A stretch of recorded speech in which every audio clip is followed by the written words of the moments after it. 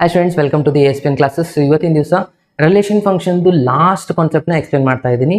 So careful ಆಗಿ observe ಮಾಡಿ. ಏನಪ್ಪಾ ಅಂದ್ರೆ ಕಾಂಪೋಸಿಟ್ ಫಂಕ್ಷನ್. ಕಾಂಪೋಸಿಟ್ ಫಂಕ್ಷನ್ ಅಂತಂದ್ರೆ ಬಹಳ ಸಿಂಪಲ್. ಇಲ್ಲೇನಿದೆ, ಫಸ್ಟ್ ನಾವು ಇಲ್ಲಿವರೆಗೂ ಸ್ಟಡಿ ಮಾಡಿದ್ವಿ, ಎರಡು ಫಂಕ್ಷನ್ಸ್ ಗಳನ್ನ ಕೂಡಿಸಿ ಬರೆಯೋದು ಅಂತಾರೆ ಸ್ಟೂಡೆಂಟ್ಸ್. ಮಿಕ್ಸ್ ಮಾಡಿ ಬರೆಯೋದು, ಕಂಬೈನ್ ಮಾಡಿ ಬರ್ತಾರಲ್ಲ ಅದಕ್ಕೆ. ಈ ಎರಡು ಫಂಕ್ಷನ್ ನ ಕಂಬೈನ್ ಮಾಡಿದಾಗ ಏನಾಗುತ್ತೆ, G of F of X ಆಗುತ್ತೆ. ಸೊ ಇಲ್ಲಿ ಮಾಡ್ಬೇಕಂದ್ರೆ ಇಲ್ಲೊಂದು ರೂಲ್ಸ್ ಇದೆ ಸ್ಟೂಡೆಂಟ್ಸ್. ಏನು, ಯಾವುದೇ ಬೇಕಾದ ಎರಡು ಫಂಕ್ಷನ್ ಕೂಡಿ ಬರೀಲಿಕ್ಕೆ ಆಗಲ್ಲ. ಎ ಟು ಬಿ ಇದೆ ಅಂತ ಅನ್ಕೊಳ್ಳಿ, ಇದು ಫಂಕ್ಷನ್. ಜಿ ಫಂಕ್ಷನ್ ಮಾಡ್ಬೇಕಂದ್ರೆ ಇಲ್ಲಿ ಬಿ ಇದ್ರೆ ಇಲ್ಲಿ ಬಿನೇ ಇರಬೇಕು. ಅಗೇನ್ ಬಿ ಟು ಸಿ ಅಂತ ತಗೊಳ್ಳಿ. ಆಗ ನೀವು ಕಂಬೈನ್ ಮಾಡಿ ಬರೀತಿರಲ್ಲ, ಕಾಂಪೋಸಿಟ್ ಜಿ ಆಫ್ ಎಫ್ ಅಂತ ಕರೀತಾರೆ. ಇದರದ ಆನ್ಸರ್ ಏನಾಗಿರ್ಬೇಕಪ್ಪ ಅಂದ್ರೆ ಎ ಟು ಸಿ ಆಗಿರುತ್ತೆ. ಓಕೆ, ಸೊ ನಾವು ಟ್ರಾನ್ಸಿಟಿವ್ ಚೆಕ್ ಮಾಡ್ಬೇಕಾದ್ರೆ ಹೇಳ್ತೀನಿ ನೋಡಿ condition. A to B, then B to C, then A to C answer ಆ ಥರ ಇದೆ ಇದು. ಓಕೆ, ಸೊ ಅದೇ ಕಂಡೀಷನ್ ಇಲ್ಲಿ ಡೆಫಿನಿಷನ್ ಕೊಟ್ಟಿರೋದು. A to B, again B to C, again composite ತೊಗೊಂಡ್ಮೇಲೆ ಎ ಟು ಸಿ ಇರುತ್ತೆ. ಇದು ಯಾವ ಥರ ನಾವು ಅರ್ಥ ಮಾಡ್ಕೋಬೇಕಂದ್ರೆ, ಇಲ್ಲಿ ನೋಡಿ ಎ ಫಂಕ್ಷನ್ ಇದೆ ಅಂದರೆ ಎ ಅನ್ನೋದು ಕ್ವಶನ್, ಎ ಫಂಕ್ಷನ್ ಬಿ ದನ ಇಲ್ಲಿ ಎಕ್ಸ್ ವ್ಯಾಲ್ಯೂ ಇರುತ್ತೆ ಸ್ಟೂಡೆಂಟ್ಸ್. ಇನ್ಪುಟ್ ಹಾಕ್ತಿದ್ಮೇಲೆ ಇಲ್ಲಿ ಔಟ್ಪುಟ್ ಬರುತ್ತೆ, ಇದು ವೈ ವ್ಯಾಲ್ಯೂ, ಅದಕ್ಕೆ ನಾವು ಎಫ್ ಆಫ್ ಎಕ್ಸ್ ಅಂತ ಕೊಡ್ತೀವಿ. ಇನ್ನು ಜಿ ಫಂಕ್ಷನ್ ತಗೊಂಡಾಗ ಇದನ್ನೇ ನಾವು ಎಕ್ಸ್ ಆಗಿ ತಗೋಬೇಕಾಗತ್ತೆ. ಇದು ಇನ್ಪುಟ್ ಆಗುತ್ತೆ ನಿಮ್ದು, ಅಂದ್ರೆ ಯಾವುದು ಎಫ್ ಆಫ್ ಎಕ್ಸ್. ಅದನ್ನ ನಾವು ಜಿ ಒಳಗೆ ಹಾಕಿದ್ರೆ G of F of X ಆಗುತ್ತೆ. ಇದಕ್ಕೆ ನಾವು ಕಂಪೋಸಿಷನ್ ಆಫ್ ಅ ಫಂಕ್ಷನ್ ಅಂತ ಕರಿತೀವಿ. ಜಿ ಆಫ್ ಎಫ್ ಅಂದ್ರೆ ಈ ತರ ಬರಿತೀವಿ ಸ್ಟೂಡೆಂಟ್ಸ್. ಓಕೆ, ಇದು ಒಂದು ಎಕ್ಸಾಂಪಲ್ ನೋಡಿದಾಗ ನಿಮಗೆ ಅತ್ತೆ ಕ್ಲಿಯರಿಟಿ ಬರುತ್ತೆ. ಓಕೆ, ಇಲ್ಲೊಂದು ಎಕ್ಸಾಂಪಲ್ ಇದೆ ನೋಡಿ, ಬಹಳ ಸಿಂಪಲ್. ಫಸ್ಟ್ ಸೆಟ್ ಇದೆ, ಸೆಕೆಂಡ್ ಸೆಟ್ ಇದೆ, ಇಲ್ಲೊಂದಿಷ್ಟು ಸೆಟ್ ಕೊಟ್ಟಿದ್ದಾರೆ. ನಾನು ಸೆಟ್ನ ಈ ತರ ಬರ್ಕೊಂಡ್ಬಿಡ್ತೀನಿ, ನಮಗೆ ಆನ್ಸರ್ ಮಾಡೋದು ಬಹಳ ಈಸಿ ಆಗಿಬಿಡುತ್ತೆ. ಫಸ್ಟ್ ಸೆಟ್ ಅಲ್ಲಿ ಏನೇನಿದೆ ನೋಡಿ, 2 3 4 5 ಇದೆ, ಕರೆಕ್ಟಾ? ಇನ್ನು ಸೆಕೆಂಡ್ ಸೆಟ್ ಅಲ್ಲಿ 3 4 5 9 ಇದೆ, ಕರೆಕ್ಟ್ ಅಲ್ವಾ? ಇನ್ನು ಲಾಸ್ಟ್ ಥರ್ಡ್ ಸೆಟ್ ಅಲ್ಲಿ ಬಿ ಎರಡು ಕಡೆ ಸೇಮ್ ಇರುತ್ತೆ. ಲಾಸ್ಟ್ ಅಲ್ಲಿ 7 11 15 ಇದೆ, ಕರೆಕ್ಟಾ? ಎಫ್ ಆಫ್ 2 ಇಂದ ಸ್ಟಾರ್ಟ್ ಮಾಡೋಣ. ಇದು ಎ ಅಂತ ಅನ್ಕೊಳ್ಳೋಣ, ಬಿ ಸಿ ಇದೆ, ಇದು ಫಂಕ್ಷನ್ ಎಫ್ ಇದೆ, ಇಲ್ಲಿ ಜಿ ಇರುತ್ತೆ. Okay, so first one G ಇಂದ ಸ್ಟಾರ್ಟ್ ಮಾಡ್ಬೇಕು. ಇವಾಗ ಎಫ್ ಆಫ್ 2 ಆನ್ಸರ್ ಏನು ಕೊಟ್ಟಿದ್ದಾರೆ ನೋಡಿ, 3 ಇದೆ. 2 3ಗೆ ಕನೆಕ್ಟ್ ಇದೆ, 2 3ಗೆ ಕನೆಕ್ಟ್ ಇದೆ. ಅಗೇನ್ 3 4ಗೆ ಕನೆಕ್ಟ್ ಇದೆ, 4 5ಗೆ ಕನೆಕ್ಟ್ ಇದೆ. ಅಗೇನ್ 5 ಯಾವುದಕ್ಕಿದೆ, 5ಗೆ ಇದೆ. ಓಕೆ, ನೆಕ್ಸ್ಟ್ ಜಿ ಫಂಕ್ಷನ್ ನೋಡಿದ್ರೆ 3 4 ಎರಡು 7ಗೆ ಕನೆಕ್ಟ್ ಇದೆ. ಓಕೆ, ಅಗೇನ್ 5 9 ಎರಡು 11ಗೆ ಕನೆಕ್ಟ್ ಇದೆ. ಈ ತರ ಕೊಟ್ಟಿರುವಂಥ ರಿಸಲ್ಟು. ಅವ್ರು ಹೇಳಿದಾರೆ ಅದು ಜಿ ಆಫ್ ಎಫ್ ನ ಪಾಯಿಂಟ್ ಮಾಡಿ. G of F of first 2 ಇಂದ ಸ್ಟಾರ್ಟ್ ಮಾಡಬೇಕು. ಇದನ್ನು ಯಾವ ಥರ ಬರೀಬೇಕಂದ್ರೆ, ಜಿ ಮೊದಲಿಗೆ ಬರೀಕೊಳ್ಬೇಕು, ಅದಾದ್ಮೇಲೆ bracket hockey G of F of 2 ಅಂತ ಆಗುತ್ತೆ. ಜಿ ಬರೆದ್ಮೇಲೆ ಎಫ್ ಆಫ್ 2 ಆನ್ಸರ್ ಏನಿದೆ ಇಲ್ಲಿ ಕೊಟ್ಟಿದ್ದಾರೆ ನೋಡಿ, ಎಫ್ ಆಫ್ 2 ಆನ್ಸರ್ 3 ಇದೆ, ಸೊ 3 ಬರೀತೀರಾ. ಜಿ ಆಫ್ 3 ಆನ್ಸರ್ ಏನಿದೆ, ಜಿ ಆಫ್ 3 ಆನ್ಸರ್ ಆಲ್ರೆಡಿ ಕೊಟ್ಟಿದ್ದಾರೆ ನೋಡಿ, ಜಿ ಆಫ್ 3 ಏನಿದೆ 7 ಇದೆ, ಅಂದ್ರೆ 7 ಆನ್ಸರ್ ಬಂತು. ಇಲ್ಲಿ ನಾನು ಮಾರ್ಕ್ ಮಾಡಿದೆ ನೋಡಿ ಆಲ್ರೆಡಿ. 2 3ಗೆ ಕನೆಕ್ಟ್ ಇದೆ, 3 7ಗೆ ಕನೆಕ್ಟ್ ಇದೆ, ಕರೆಕ್ಟ್ ಅಲ್ವಾ? ಇದೇ ತರನಾಗಿ ಪ್ರತಿಯೊಂದು ಎಕ್ಸಾಂಪಲ್ಸ್ ನ ಮಾಡ್ತಾ ಹೋಗೋದು. ಇನ್ನೊಂದು ಎಕ್ಸಾಂಪಲ್ ಮಾಡ್ತೀನಿ ನೋಡಿ, ಜಿ ಆಫ್ ಎಫ್ ಆಫ್ 4 ಮಾಡೋಣ ಇವಾಗ. ಓಕೆ, ಸೊ 4 ಮಾಡ್ಬೇಕಂದ್ರೆ ಏನಾಗುತ್ತೆ, G as it is F of 4 ಬರೀತೀರಾ. So 4 G of as it is ಬರ್ಕೊಂಡು ಎಫ್ ಆಫ್ 4 ಆನ್ಸರ್ ಏನಿದೆ ನೋಡಿ 5 ಇದೆ, ಸೊ 5 ಬರ್ತೀರಾ. ಆಮೇಲೆ ಜಿ ಆಫ್ 5 ಆನ್ಸರ್ ಏನಿದೆ 11 ಇದೆ, ಅಂದ್ರೆ 11 ಆನ್ಸರ್. ಇಲ್ಲಿನೂ ನಾವು ಕನೆಕ್ಟ್ ಮಾಡೋದು ಅದೇ ತರನಾಗಿದೆ ನೋಡಿ, 4 5ಗೆ ಕನೆಕ್ಟ್ ಇದೆ, 5 11ಗೆ ಕನೆಕ್ಟ್ ಇದೆ. ಓಕೆ, ಇದಕ್ಕೆ ನಾವು ಹೇಳ್ತೀವಿ ಕಂಪೋಸಿಟ್ ಫಂಕ್ಷನ್ ಅಂತ ಹೇಳಿ. ಓಕೆ, ಸೊ ಇದು ಒಂದು ಕ್ವಶನ್ 3 ಮಾರ್ಕ್ಸ್ ಅಲ್ಲಿ ಬಂದಿರುವಂಥದ್ದು. ಓಕೆ, ಸೊ 3 ಮಾರ್ಕ್ಸ್ ಅಲ್ಲಿ ಬಂದಿರುವಂಥದ್ದು 2 ಸತಿ ಬಂದಿದೆ ಸ್ಟೂಡೆಂಟ್ಸ್ ಈ ಒಂದು ಕ್ವಶನ್. ಇದನ್ನ ಯಾವ ತರ ಮಾಡ್ಬೇಕಂತ ನೋಡಿ, ಎಫ್ ಕೊಟ್ಟಿದ್ದಾರೆ, ಜಿ ಕೊಟ್ಟಿದ್ದಾರೆ, ಎಫ್ ಆಫ್ ಫಂಕ್ಷನ್ ಮತ್ತೆ ಜಿ ಫಂಕ್ಷನ್ ನೋಡಿ. F of G, G of F ಎರಡೂ ಮಾಡ್ಬೇಕಂದ್ರೆ ಇವು ಎರಡು ಸೇಮ್ ಇರ್ಬೇಕು. ಇಲ್ಲಿ ಎರಡೂ ಸೇಮೇ ಕೊಟ್ಬಿಟ್ಟಿದ್ದಾರೆ. ಓಕೆ, ಸೊ ಎರಡು ಸೇಮ್ ಇದ್ರೆ ಆಬ್ವಿಯಸ್ಲಿ ನಾವು F of G, G of F ಮಾಡ್ಲಿಕ್ಕೆ ಬರುತ್ತೆ. ಬಟ್ ಇವೆರಡು ಈಕ್ವಲ್ ಇಲ್ಲ ಅಂತ ನಾವು ಪ್ರೂವ್ ಮಾಡಬೇಕಾಗಿರುವಂಥದ್ದು. ನೋಡಿ ಫಸ್ಟಿಗೆ ಯಾವ ಥರ ಮಾಡ್ತಾ ಇದ್ದೀನಿ ನಾನು ಅಂದರೆ, ಫಸ್ಟ್ ಜಿ ಇಂದನೇ ತಗೋಣ. Okay, so g of F of x ಬರೀತೀರಾ, g as it is f of x. Okay, f of x already ಕೊಟ್ಟಿದ್ದಾರೆ. ಏನಿದೆ ನೋಡಿ ಸ್ಟೂಡೆಂಟ್ಸ್, ಎಫ್ ಆಫ್ ಎಕ್ಸ್ ಏನಿದೆ ಕಾಸ್ ಎಕ್ಸ್ ಇದೆ. ಇದನ್ನು ಜಿ ಆಸ್ ಇಟ್ ಈಸ್ ಬರ್ಕೊಳ್ಳಿ, ಇಲ್ಲಿ ಕಾಸ್ ಎಕ್ಸ್ ಕೇರ್ಫುಲ್ ಆಗಿ ಅಬ್ಸರ್ವ್ ಮಾಡಿ. ಅದಾದ್ಮೇಲೆ ಕಾಸ್ ಎಕ್ಸ್ ಆಯ್ತು, ಇದನ್ನು ಪೂರ ಮಾಡಿ. ಜಿ ಆಫ್ ಎಕ್ಸ್ ಅಂತಂದ್ರೆ 3x² ಇದೆ ಸ್ಟೂಡೆಂಟ್ಸ್. 3x ಬರೆಯೋದಿಲ್ಲ ನಾನು, ಸ್ಕ್ವೇರ್ ಬರೀತೀನಿ. ಎಕ್ಸ್ ಜಾಗದಲ್ಲಿ ಏನು ಬಂದಿದೆ ಇವಾಗ, ಕಾಸ್ ಬಂದಿದೆ, so cos of x. Okay, ಇದಾಗಿದೆ ನಿಮ್ಮದು g of F of x answer. ಇದೇ ತರನಾಗಿ ಇನ್ನೊಂದು ರಿಸಲ್ಟ್ ಯಾವುದು, f of G of x. ಇದು ರಿವರ್ಸ್ ಇರುತ್ತೆ. F as it is g of x ಬರ್ಕೊಳ್ಬೇಕು ಬ್ರಾಕೆಟ್ ಅಲ್ಲಿ. ಅದಾದ್ಮೇಲೆ f as it is g of x ಅಂತಂದ್ರೆ ಏನಿದೆ ನೋಡಿ, 3x². ಓಕೆ, ಇವಾಗ ಎಫ್ ಆಫ್ ಎಕ್ಸ್ ನ ತಗೊಳ್ಬೇಕಾಗತ್ತೆ. ಓಕೆ, ಎಫ್ ಆಫ್ ಎಕ್ಸ್ ಅಂದ್ರೆ ಏನಿದೆ, ಕಾಸ್ ಆಫ್ ಎಕ್ಸ್ ಇದೆ. ಎಕ್ಸ್ ಬರೀಬಾರ್ದು ಇವಾಗ, ಎಕ್ಸ್ ಇದ್ದಾಗ ಎಕ್ಸ್ ಇರ್ತಿತ್ತು ಆನ್ಸರು. ಎಕ್ಸ್ ಬದಲಿ ಏನ್ ಬಂದಿದೆ ಇವಾಗ 3x². ನೋಡಿ ಇವೆರಡು ಈಕ್ವಲ್ ಇದೆ, ಈಕ್ವಲ್ ಇಲ್ಲ. ಸೊ ಇಲ್ಲಿ ನೀವು ಲಾಸ್ಟಲ್ಲಿ ಬರೀರಿ 2 ಈಕ್ವಲ್ ಇಲ್ಲ ಅಂತ. ಇಷ್ಟೇ ಮಾಡೋದಕ್ಕೆ 3 ಮಾರ್ಕ್ಸ್ ಇದೆ. 2 ಸತಿ ಬಂದಿದೆ 3 ಮಾರ್ಕ್ಸ್ ಅಲ್ಲಿ. ಓಕೆ, ಸೊ ಇದೆಷ್ಟಾಗಿದೆ ಕಾಂಪೋಸಿಟ್ ಇದು. ಇನ್ನು ನೆಕ್ಸ್ಟ್ ಬರುವಂಥದ್ದು ಕಾನ್ಸೆಪ್ಟ್ ಯಾವುದಪ್ಪ ಅಂದರೆ ಇನ್ವರ್ಟೇಬಲ್ ಆ್ಯಂಡ್ ಇನ್ವರ್ಸ್.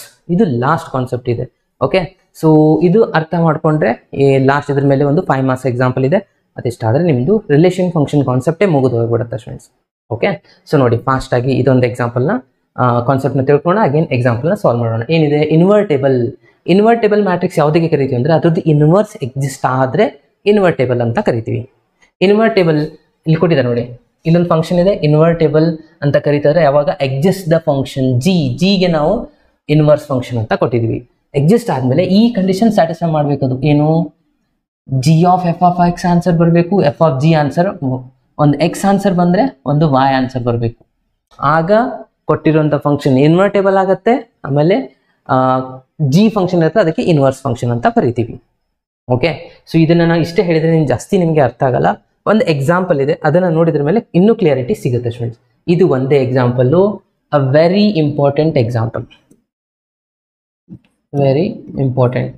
ಯಾಕಂದರೆ 2 ಸತಿ 5 ಮಾರ್ಕ್ಸಲ್ಲಿ ಕೇಳಿದ್ದಾರೆ ಇವಾಗ. ಆಲ್ರೆಡಿ ಇರೋದೇ ಇದು ಒಂದೇ ಚಾನ್ಸಸ್, ಒಂದೇ ಕ್ವಶನ್.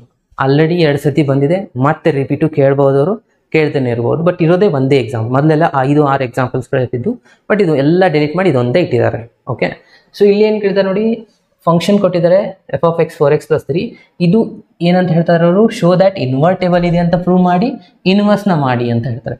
ಕ್ವಶನ್ದ ಆನ್ಸರ್ ಕನ್ಕ್ಲೂಷನಲ್ಲಿ ಬರೀಬೇಕು ನಾವು ಲಾಸ್ಟಲ್ಲಿ, ಇನ್ವರ್ಟೇಬಲ್ ಇದೆ ಇನ್ವರ್ಸ್ ಇದು ಆಗುತ್ತೆ ಅಂತ. ಅದಕ್ಕೆ 1 ಮಾರ್ಕ್ಸ್ ಇರುತ್ತೆ.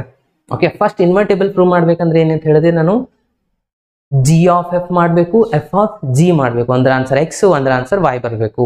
ಅದಕ್ಕೆ ಫಸ್ಟಿಗೆ ಏನು ಮಾಡ್ಕೋಬೇಕಂದ್ರೆ ಕೊಟ್ಟಿರೋ ಫಂಕ್ಷನ್ ಕೇರ್ಫುಲ್ಲಾಗಿ ಅಬ್ಸರ್ವ್ ಮಾಡಿ. F of X is equals to 4x+3 ಇದೆ. ಓಕೆ, ಇದಕ್ಕೆ ಇಕ್ವೇಷನ್ 1 ಅಂತ ಕೊಡಿ. ಪ್ರಾಪರಾಗಿ ಅಬ್ಸರ್ವ್ ಮಾಡಿ. ಇದು ಏನಿಲ್ಲ ಅಂದರೆ ಪ್ರಿವಿಯಸ್ ಇಯರ್ ತೆಗೆದು ನೋಡಿ, ಏನಂದರೆ 8-10 ಸತಿ ರಿಪೀಟೆಡ್ ಆಗಿ ಕೇಳಿರುವಂಥ ಕ್ವಶನ್ 5 ಮಾರ್ಕ್ಸ್. ಸಿಂಪಲ್ ಇದೆ, ಅದನ್ನೇ ರಿಪೀಟಾಗಿ ಕೇಳಿದ್ದಾರೆ. ಮಿನಿಮಮ್ 10 ಟೈಮ್ಸ್ ರಿಪೀಟ್ ಆಗಿದೆ ಎನ್ಯುವಲ್ ಎಕ್ಸಾಮಲ್ಲಿ.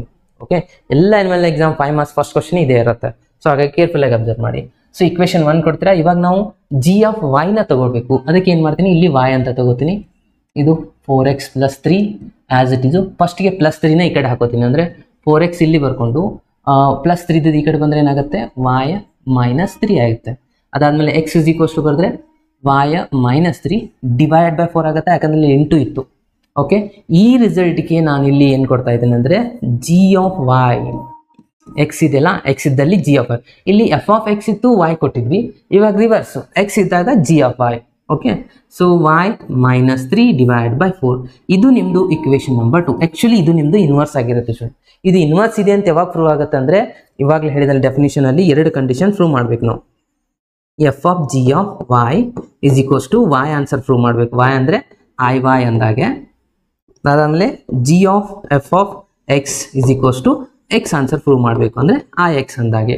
ಒಂದರ ಆನ್ಸರ್ ಎಕ್ಸ್ ಬರಬೇಕು, ಒಂದು ಆನ್ಸರ್ ವಾಯ್ ಬರಬೇಕು. ವಾಯ್ ಯಾವಾಗಂದರೆ ಇಲ್ಲಿ ಜಿ ತೊಗೊಂಡಾಗ ವಾಯ್ ತೊಗೋಬೇಕು, ಎಫ್ ತೊಗೊಂಡಾಗ ಲಾಸ್ಟಲ್ಲಿ ಎಕ್ಸ್ ಆನ್ಸರ್ ಬರಬೇಕು. ಇಷ್ಟಿದೆ. ಇದಿಷ್ಟೇ ಪ್ರೂವ್ ಮಾಡಿದ್ರೆ 5 ಮಾರ್ಕ್ಸ್ ಇಲ್ಲಿಗೆ ಕಂಪ್ಲೀಟ್ ಆಗುತ್ತೆ. ನೋಡಿ ಕೇರ್ಫುಲ್ಲಾಗಿ ಅಬ್ಸರ್ವ್ ಮಾಡಿ. ಇದು ಲಾಸ್ಟ್ ಕ್ವಶನ್ ಇದೆ ಸ್ಟೂಡೆಂಟ್ಸ್. ಫಸ್ಟಿಗೆ ನಾನು ಈ ರಿಸಲ್ಟ್ನ ತೊಗೊತಾ ಇದ್ದೀನಿ. ಏನಿದೆ, f of G of y, ಅಂದರೆ ಇದರ ಆನ್ಸರ್ ಲಾಸ್ಟಿಗೆ ವಾಯ್ ಬರಬೇಕು. ಓಕೆ, ಇಲ್ಲಿ ಎಫ್ ಆ್ಯಸ್ ಇಟ್ ಈಸ್ ಬರೀತೀರಾ, ಬ್ರಾಕೆಟಲ್ಲಿ ಏನಿದೆ ಜಿ ಆಫ್ ವೈ. ಸೊ ಅದನ್ನು ಜಿ ಆಫ್ ವೈ ಬರ್ಕೊಳ್ಳೋಣ. ಓಕೆ, ಜಿ ಎಫ್ ಇಲ್ಲಿ as it is g of y ಏನಿದೆ, ಇಕ್ವೇಷನ್ 2. ಇದು ನಿಮ್ಮದು ಜಿ ಆಫ್ ವೈನ. ಓಕೆ, ಸೊ ಅದನ್ನು ನಾನು ಇಲ್ಲಿ ಬ್ರಾಕೆಟಲ್ಲಿ ಬರೀತಾ ಇದ್ದೀನಿ, y -3 divide by 4. Okay, so ಇವಾಗ ಎಫ್ ಆಫ್ ಎಕ್ಸ್ ನಮ್ಮದು ಎಫ್ ಆಫ್ ಎಕ್ಸ್ ಇಲ್ಲಿದೆ, ಇಲ್ಲಿದೆ. ಈ ಎಕ್ಸ್ ಜಾಗದಲ್ಲಿ ಈ ಕಂಪ್ಲೀಟ್ ರಿಸಲ್ಟ್ನ ರಿಪ್ಲೇಸ್ ಮಾಡಬೇಕು ಇವಾಗ. ಓಕೆ, ಎಫ್ ಆಫ್ ಎಕ್ಸ್ ಅಂದರೆ ಏನಿದೆ 4, ಇಲ್ಲಿ ಎಕ್ಸ್ ಗ್ಯಾಪ್ ಬಿಡ್ತಾ ಇದ್ದೀನಿ ನಾನು, 4x+3 ಅಂತಿದೆ. ಓಕೆ, ಎಕ್ಸ್ ಜಾಗದಲ್ಲಿ ಏನಿದೆ ಇಲ್ಲಿ Y -3 divide by 4. F of X X ಜಾಗದಲ್ಲಿ ಹೊಸ ನಂಬರ್ ಹಾಕಿದೆ. ಇವಾಗ ನೋಡಿ ಕ್ಯಾನ್ಸಲ್ ಮಾಡಬೇಕಾದ್ರೂ ಬಹಳ ಇಂಪಾರ್ಟೆಂಟು. ನೀವು ಯಾವುದೇ ಒಂದು 3 ಕ್ಯಾನ್ಸಲ್ 4 ಕ್ಯಾನ್ಸಲ್ ಮಾಡಿ ವಾಯ್ ಬರೆದ್ರೆ ಮಾರ್ಕ್ಸ್ ಸಿಗಲ್ಲ. ಫಸ್ಟಿಗೆ ಕ್ಯಾನ್ಸಲ್ ಆಗುವಂಥದ್ದು ಯಾವುದು, 4 ಕ್ಯಾನ್ಸಲ್ ಆಗುತ್ತೆ. ಅದಾದಮೇಲೆ ಉಳಿಯುವಂಥ ರಿಸಲ್ಟು ವಾಯ್ -3 +3. ಇವಾಗ +3 -3 0 ಆನ್ಸರ್ ಆಗುತ್ತೆ. ಬಂತಲ್ವಾ ಆ ವಾಯ್ ಆನ್ಸರು. ಎಸ್, ಇಷ್ಟೇ ಇರುವಂಥದ್ದು ರಿಸಲ್ಟು. ಇದು y ಬಂದಮೇಲೆ ನೆಕ್ಸ್ಟು ಇನ್ನೊಂದು ಕೇಸ್ ಇದೆ. ಯಾವುದು? ಇಲ್ಲಿದೆ ನೋಡಿ, g ಆಫ್ ಎಫ್. ಇದನ್ನು ನಾನು ಇಲ್ಲಿ ಮಾಡ್ತಾ ಇದ್ದೀನಿ, g of F of X. ಒಂದು ನೆನಪು ಮಾಡ್ಕೊಳ್ಳಿ, ಲಾಸ್ಟಲ್ಲಿ ಎಫ್ ಬಂದರೆ ಎಕ್ಸ್ ತೊಗೋಬೇಕು, ಲಾಸ್ಟಲ್ಲಿ ಜಿ ಬಂದರೆ y ತೊಗೋಬೇಕು. ಅದರ ಆನ್ಸರ್ y. ಇದು y ಬಂದರೆ ಇಲ್ಲಿ ನಾವು ಪ್ರೂವ್ ಮಾಡಿದಾಗೆ IY. ಯಾವುದ್ರದ್ದು ಆನ್ಸರ್ ಇದು? F of g of y the answer.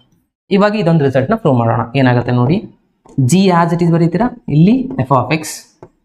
ಇವಾಗ g ಆಸ್ ಇಟ್ ಈಸ್ ಬರೋದು, ಎಫ್ ಆಫ್ ಎಕ್ಸ್ ಏನಿದೆ ನೋಡಿ, ಇಕ್ವೇಶನ್ 1 4x + 3 ಬರ್ಕೊಳ್ಳೋಣ. ಓಕೆ, ಸೊ ಇವಾಗ g ಆಫ್ y ತಗೋಬೇಕು. ಇಲ್ಲಿ y ಅಲ್ಲಿ ನೋಡಿ, ಈ y ಪ್ಲೇಸಲ್ಲಿ ಈ ಕಂಪ್ಲೀಟ್ ಹೊಸ ನಂಬರ್ನ ಫಿಲಪ್ ಮಾಡಬೇಕು. g ಆಫ್ y ಏನಿದೆ ಅದನ್ನು ನಾನು ಇಲ್ಲಿ ಬರಿತಾ ಇದ್ದೀನಿ. g ಆಫ್ y ಹೇಳುತ್ತೆ, ಫಸ್ಟ್ y ಇದೆ, ಅದಾದಮೇಲೆ -3 ಇದೆ, ಡಿವೈಡೆಡ್ ಬೈ 4 ಇದೆ. ಸೊ ಈ y ಜಾಗದಲ್ಲಿ ಏನು ಬರೀಬೇಕಾಗಿರುವಂಥದ್ದು?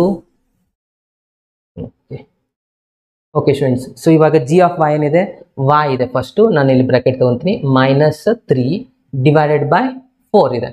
ಓಕೆ, ಸೊ ಇವಾಗ y ಜಾಗದಲ್ಲಿ ಬಂದಿರೋದು ಈ ಪೂರ ಹೊಸ ನಂಬರ್ ಅಲ್ವಾ ಇದು, ಇದನ್ನು ನಾನು ಇವಾಗ ಇಲ್ಲಿ ಫ್ಲಿಪ್ ಮಾಡ್ತೀನಿ. ಏನಿದೆ? 4x + 3 ಅಂತ. ಓಕೆ, ಇವಾಗ ಈ ಬ್ರಾಕೆಟ್ನ ನಾವು ತೆಗೆದ್ರೆ ನಡೆಯುತ್ತಲ್ವಾ? ಓಕೆ, ಸೊ ಈ ಬ್ರಾಕೆಟ್ನ ನಾವು ಇಲ್ಲಿಂದ ತೆಗೆದುಬಿಡೋಣ.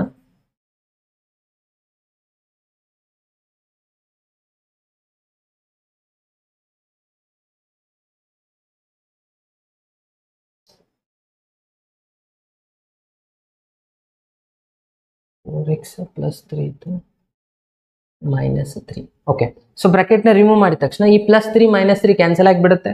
ಅದಾದಮೇಲೆ ಉಳಿದಿರೋದೇನು ನೋಡಿ, 4x ಡಿವೈಡ್ ಬೈ 4. ಇವಾಗ ಈ 4 ಕೂಡ ಕ್ಯಾನ್ಸಲ್ ಆಯಿತು. ಫೈನಲ್ ಆಗಿ ಉಳಿತೇನು? x ಅಂದರೆ IX ಬಂತಲ್ವ, ಒಂದು x ಆನ್ಸರ್, ಒಂದು y ಆನ್ಸರ್. ಸೊ ಇದಿಷ್ಟು ಬಂದರೆ ಲಾಸ್ಟಲ್ಲಿ ಬರೀಬೇಕಾಗಿರೋದು, ಇದು ಬಹಳ important. Given function of is, ಅವ್ರೇನು ಕೇಳಿದ್ರು, ಇನ್ವರ್ಟೇಬಲ್. ಕೊಟ್ಟಿರುವಂಥ ಫಂಕ್ಷನ್ ಏನಾಗಿದೆ ಇದು ಬರೀಲೇಬೇಕು. ಭಾಳ ಸ್ಟೂಡೆಂಟ್ಸ್ ಇದನ್ನು ಬರೆಯೋದಿಲ್ಲ. Okay, invertible function. ಅದಾದಮೇಲೆ ಇನ್ನೊಂದು ಕ್ವಶನ್ ಕೇಳಿದ್ದಾರೆ ಅವರು, ಏನು? ಇನ್ವರ್ಸ್ನ ಬರೀರಿ ಅಂತ ಹೇಳಿ. F inverse of X is equals to ಏನಾಗಿದೆ? ಎಫ್ ಇನ್ವರ್ಸ್ ನಾನು ನಿಮಗೆ ಹೇಳಿದೆ, ಇದು g ಆಫ್ y ನ ಎಫ್ ಇನ್ವರ್ಸ್ ಆಗಿರುತ್ತೆ. ಇದನ್ನು ಎಕ್ಸ್ ಒಳಗೆ ಬರೀಬೇಕು. ಓಕೆ, y ಎಲ್ಲಿದೆಯಲ್ಲ ಅಲ್ಲೆಲ್ಲ ಎಕ್ಸ್ ಹಾಕಿ ಬರೀಬೇಡಿ. y ಎಲ್ಲಿದೆ ಅಂದರೆ y ಜಾಗದಲ್ಲಿ ನಾನು x -3 ಡಿವೈಡ್ ಬೈ 4 ಅಂತ ಬರೀತೀನಿ. ಎಷ್ಟು ಮಾಡಿ ಇದಕ್ಕೊಂದು ಬಾಕ್ಸ್ ಹಾಕಿಬಿಟ್ರೆ ನಿಮಗೆ ಕಂಪ್ಲೀಟ್ಲಿ 5 ಮಾರ್ಕ್ಸ್ ಸಿಗುತ್ತೆ. ಭಾಳ ಸ್ಟೂಡೆಂಟ್ಸ್ ಈ ರಿಸಲ್ಟ್ ಬರೀದೇ ಇರೋ ಕಾರಣಕ್ಕಾಗಿ 1 ಮಾರ್ಕ್ಸು ಕಟ್ ಆಗುತ್ತೆ. ಓಕೆ, ಸೊ ಇದು ಬಹಳ ಇಂಪಾರ್ಟೆಂಟು. ಓಕೆ, ಇದಕ್ಕೆ ಕಂಪ್ಲೀಟಾಗಿ 5 ಮಾರ್ಕ್ಸ್ ಇದೆ. ಅರ್ಥ ಆಯ್ತಲ್ವಾ?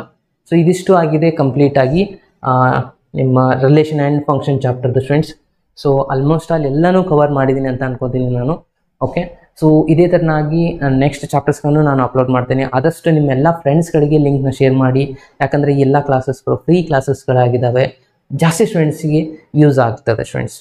ಓಕೆ, ಸೊ ಇದರಲ್ಲಿ ಏನಾದರೂ ತಿಳಿದಿಲ್ಲ ಅಂದರೆ ಅಗೇನ್ ಕಮೆಂಟ್ ಬಾಕ್ಸ್ ತಿಳಿಸಿ, ಮತ್ತೆ ನೆಕ್ಸ್ಟ್ ಕ್ಲಾಸಲ್ಲಿ ಮತ್ತೆ ಅದನ್ನು ಕ್ಲಿಯರ್ ಮಾಡೋಣ. ಅಲ್ಲಿವರೆಗೂ ಕೀಪ್ ವಾಚಿಂಗ್, ಕೀಪ್ ಲರ್ನಿಂಗ್. ಬಾಯ್.